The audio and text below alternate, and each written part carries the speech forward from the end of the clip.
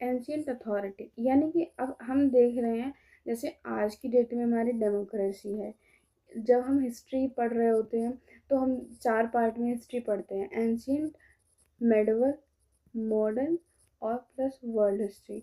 तो हम अभी इस वाली बुक में अपनी एंशियंट हिस्ट्री कवर कर रहे हैं। तो इसमें कहा गया एंशियंट हिस्ट्री। अगर हम आज की डेट की बात करें मॉडर्न हिस्ट्री में, तो हमारी डेमोक्रेसी चल रही है।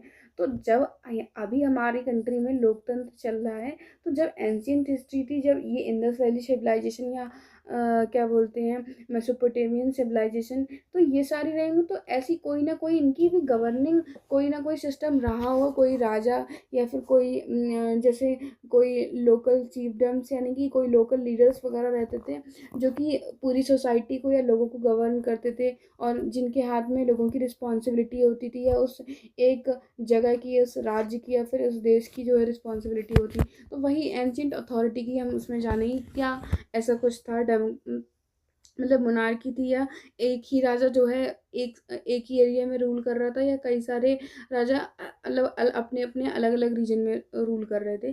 देर are the indication of complex decision being taken and implemented in the Harappan society.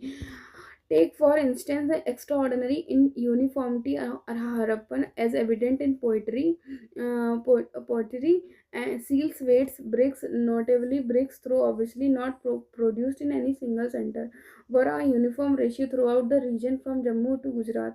यानी कि जम्मू से लेके गुजरात तक हमें एक ही रेशियो मिला, मतलब एक यूनिफॉर्म रेशियो मिला मेजरमेंट का। तो जिससे कहा जा रहा है कि हाँ शायद एक ही राजा होगा। We have also seen that settlement were strategically set up in specific location for various reasons. यानी कई सारे ऐसे रीजन्स हैं जहाँ पे सेटलमेंट्स में जो है काफ़ी स्ट्रेटेजिकली बनाया गया, यानी काफ़ी दिमाग लगा के बनाया गया। तो वो एक डिफरेंट पर्सपेक्टिव देते हैं कि क्या यहाँ पे एक ही रूलर था या फिर कई अलग रूलर्स थे जो अपने अपने एरिया में सिर्फ रूल कर रहे थे। Beside labour was mobilise for making bricks and for the construction of massive walls and platforms. यानी कि जो लेबर हुआ करती थी वो काफ़ी स्किल्ड हुआ करती थी, जो कि ब्रिक्स वगैरह बनाती थी कंस्ट्रक्शन के लिए, कई सारी बड़ी बड़ी वॉल्स या फिर प्लेटफॉर्म्स को बनाने के लिए। Palaces and kings, if we look for a centre of power for depictions of people in power, archaeological records provide no immediate answer. यानी कि हमें कोई आंसर नहीं मिलेगा कि यहाँ पे क्या पावर का सेंटर हुआ करता था। Large of building found at Mohenjo-daro was labeled as a place archaeologists, but no particular finds were associated with it।